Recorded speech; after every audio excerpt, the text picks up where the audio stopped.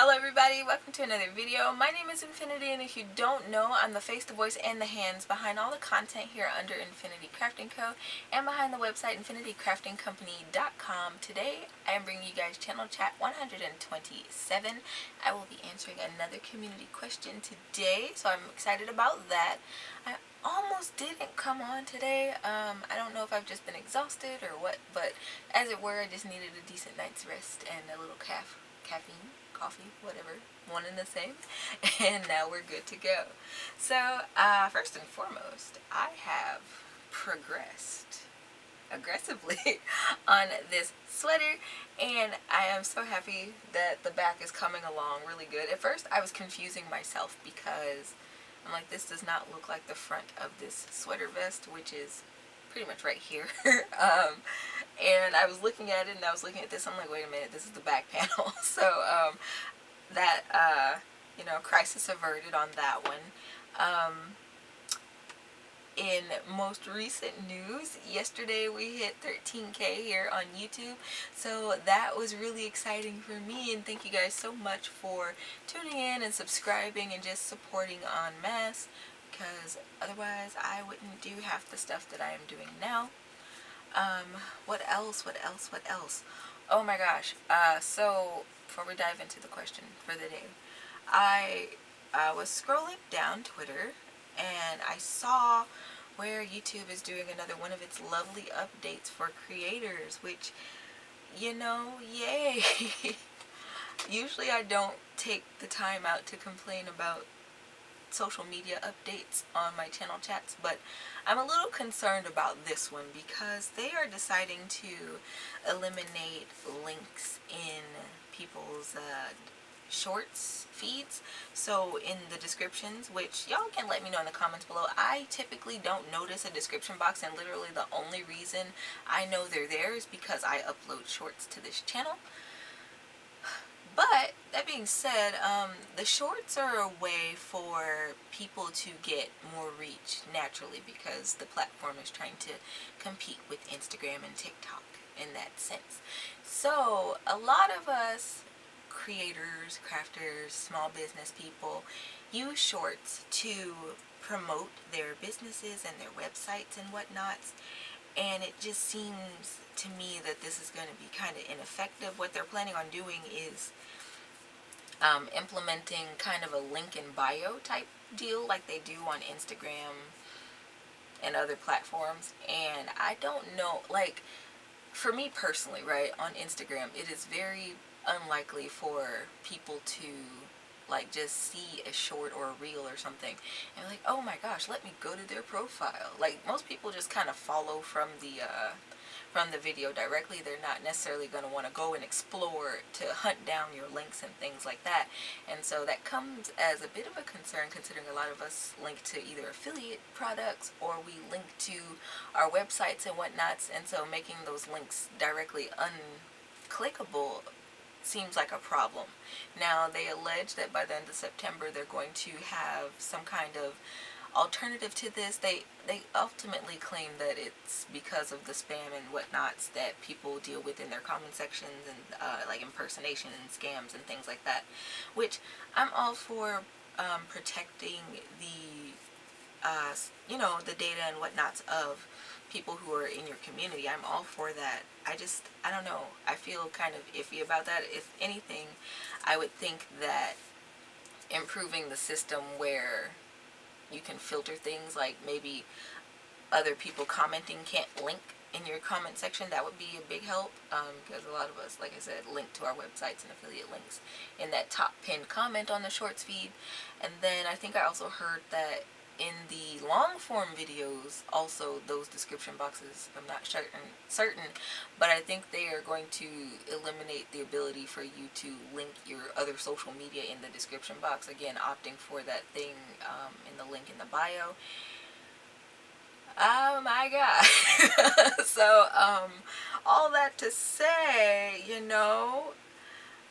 I will just be emphasizing all the more that I have a website, and you can find literally all of my things on said website. And I typically post it at the beginning and ends of all of my videos. that's going to be crazy and kind of chaotic, I think, over the next few weeks for creators that use social media, but YouTube as a means to support their craft or their business or whatever. Because, like, you know, people by and large aren't just gonna like go through and copy paste links. They want to be able to click stuff. They want it to be as convenient as possible. And someone like me that has 600 videos, there's no way in the world that I'm going to go back and fix all of those description boxes, and I don't even know what I'm going to do for the ones going forward. So we're just going to have to see what YouTube does. We're going to have to see. Alright, but that aside, you know, today's question is from Lindsay, and she asks, let me see if I can read. She's like, what are some of your non-crafting hobbies? Like, what books do you like, or anime? What else do you do to relax?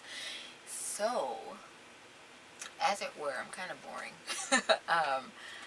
Of course, I do this stuff as a hobby, but other than that, I do like to read. I have mentioned that before, and I like to read fantasy and light romances. I'm a hopeless romantic, believe it or not. But anyway, I spent a lot of my childhood reading a bunch of like non-fiction and boring stuff. But the times where I was happiest when I was younger was, of course, when I was reading like the fictional stuff and whatnots. And then as I have rekindled my love for reading over the last year, almost 2 years, I found that, you know, I'm very much attracted back to the fantasy stuff. And let me see, last year I went about starting to recollect some of the books that I liked to read as a child. So I know one of the big series that I liked was the series of Unfortunate Events. That was like my all-time favorite series as a kid, aside from the Ginny B. Jones books and the Magic Treehouse books. But those I'm not going to so much go back and collect. I think it was some of the more, I don't want to say edgy, but I guess they were kind of edgy. So like that, the Divergent series, the Hunger Games series was good. There was also the Pendragon series, which was this high fantasy adventure that stretched out. And I was so upset because I never got to finish the series. I binged it when I was like 11. And I remember getting all the way up to maybe book 8.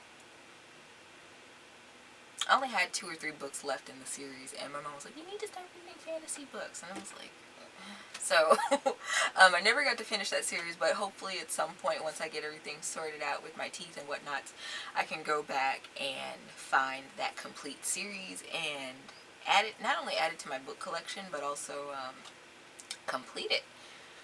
I will never forget that series. It was such an odd series for me, and I think it was kind of the first of its kind that I'd ever read, and so that's why I was so drawn to it. So yeah, those are some of the things I like to read. Now, I am an anime fan. I do indulge in the animes. I haven't in a long while. I've mentioned in the past I'm sort of a workaholic, and so I opt to do a lot more of my work stuff and stuff behind the channel more so than actually chill out, which I don't know how great that is for me. However, some of the earlier series that I liked for anime, well, first of all, my weird cousin got me into anime. Let me see, I was in 7th grade, so what was I, like 13-ish? And my weird cousin that used to live around the corner from me introduced me to the magical world of anime, and I think,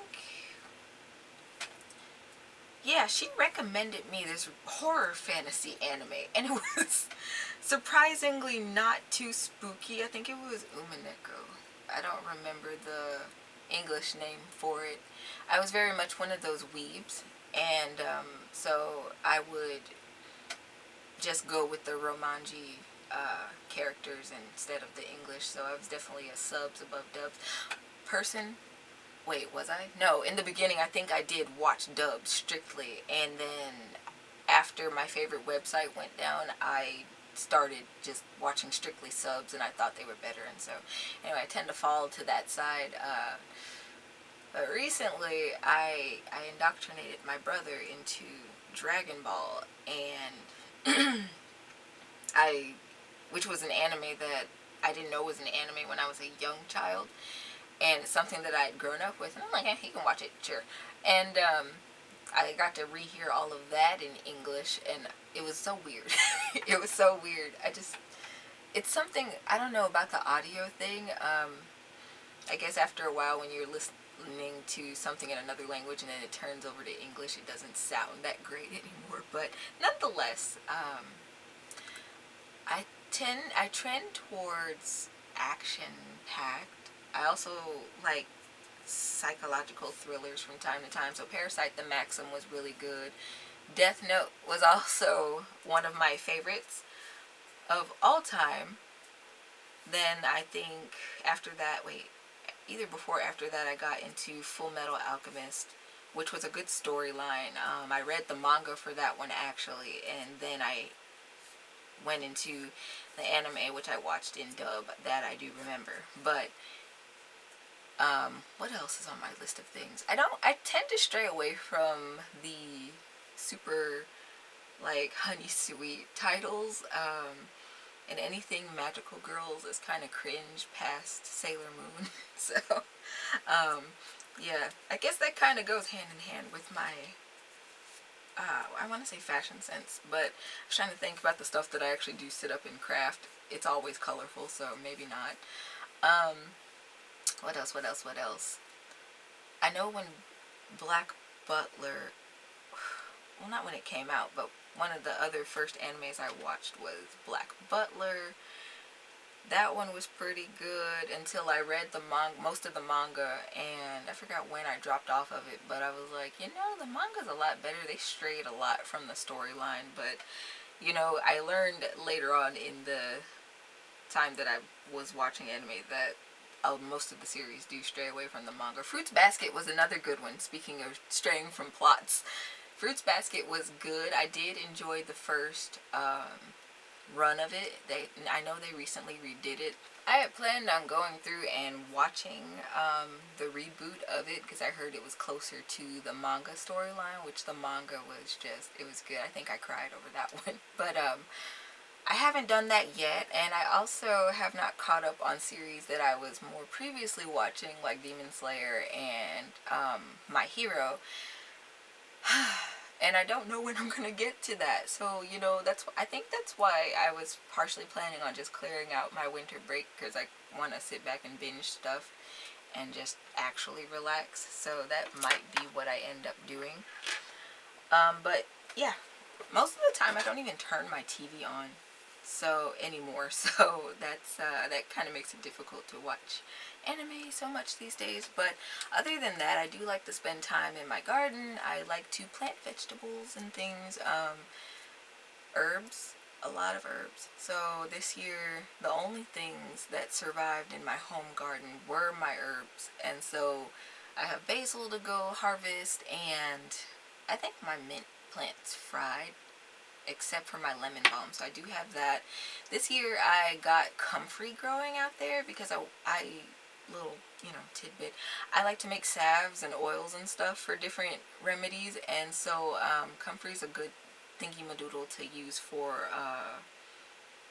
like almost like a neosporin thing. It's like comfrey and calendula are two good plants to use for cuts and scrapes and stuff. So I like doing things like that.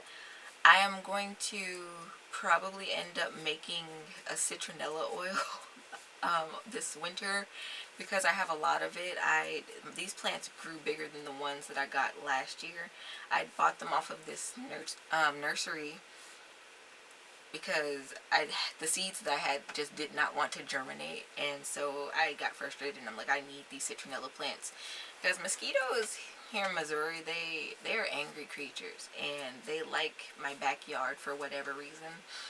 And I kind of chuckled to myself a few weeks ago because I was like, it's no wonder I haven't seen a single mosquito around my house. So what I ended up doing this year was I went to this local hardware store, and they have locally sourced plants and herbs and stuff.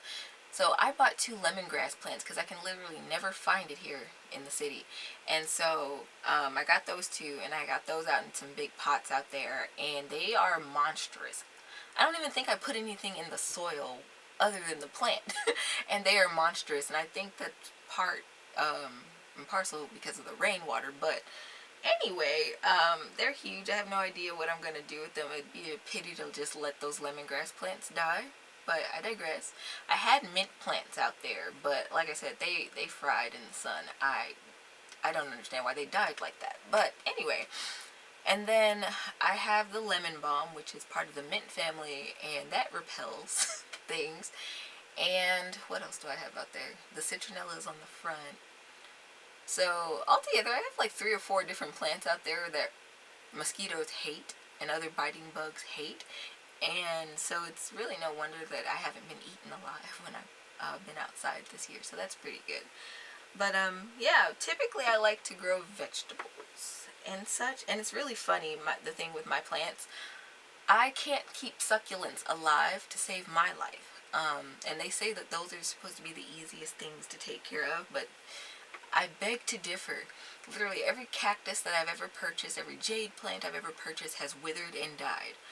But the one succulent that I have purchased that has lived a long life is this aloe plant that was half dead and broken when I bought it from a Home Depot, I think last summer. And I decided to keep it indoors. This thing has grown to be massive, and I get to break off leaves sometimes and use the aloe plant for stuff, which is great. But I'm happy that it's alive. I'm not jinxing myself, but I don't understand how this is the one succulent that I haven't managed to kill. I don't know how one kills a cactus, but I will never live it down, especially now that I'm putting it on the internet that I've killed a cactus, but nonetheless. So I don't bother with those. Now, other house plants, like vine plants, I have one down here, like outside of my studio room in the hallway, because I get decent sunlight in that hall window. So there's that one, and then there's a few other house plants up there. And then this year, I've experimented with elephant leaves, and I was a little afraid for the bulbs because I planted them later than I normally would have, but they have started to sprout, and I have little baby leaves. And what I really wanted to do with them was make a plaster mold with them once they got massive, because was that last year? Yeah, I think it was last year, I discovered that my professor had made these plant molds, and I made incense trays with them, and they turned out really great. I put them through a raku fire, most of them. Yeah, 3 out of 4 of them I put through a raku fire, and it had this gold glitter over it. Don't know if I have the pictures of that. If I can find it in my files, I'll pop it up, but I really wanted to redo that and make a longer one, because I have large incense sticks that are like 19 inches, and he had a mold that was like 20 inches, so that works out, and I kind of stashed it over in my studio area on campus, so I'll be using that. But I think I'll end up either doing it raku again or using the stoneware, because porcelain will sag on you, and I don't really want to deal with that at the moment. But yeah, and then aside from the gardening and the book reading and the anime watching, obviously I like to paint stuff, or I'll sketch. It's quite easier to sketch, but I think I prefer to paint stuff in my minimal free time. So again, most of it's creative, and then the other part of it is just random hobby things. From time to time I'll go bowling, but it's nothing great. I am not the greatest bowler to have ever walked the earth, so that's literally just something where I can goof off and kind of have fun with it. So yeah, those are all of my hobbies. I don't have a whole lot of hobbies, or at least I don't think I do. But thanks for submitting your question. Today I do not have a pot for today. I don't feel like it. What I do have instead is just the announcement that I have added I've added a few more items, but I've added a couple of more designs to the merch shop that is integrated on my website. So like I said, probably back in July, I decided to integrate my merch shop into my website and make it kind of a flagship thing so people don't have to bounce around everywhere to find me all over the internet. And so I finally got around to uploading, well, this one and the Always Be Yourself Unless You Can Be a Crocheter shirt. That one's over there on, I think it's on mugs too, but I know the shirts and the hoodies are definitely up. And then I started adding designs to tote bags and things like that. So again, I just kind of wanted to slowly inject those things into the shop and mix it up a little bit. And I might even go back later on and mix up the listing so it looks more varied later. I don't know. But nonetheless, those are available right now at infiniticraftingcompany.com. I guess we'll see in the coming weeks and such how they're going to roll out these changes, and how I'm going to be able to link my website or whatever. It's going to be really weird to try to direct people to my profile, because a lot of people, the video pops up in their feed and I don't think they necessarily go directly to the channel page to subscribe. Or at least in my experience, when I subscribe to other people, I just hit it from below the video and then disappear unless I'm like looking for other information. But we'll see how that works out, guys. Thanks for watching today. I hope y'all enjoy the rest of your evening, and until tomorrow, happy making.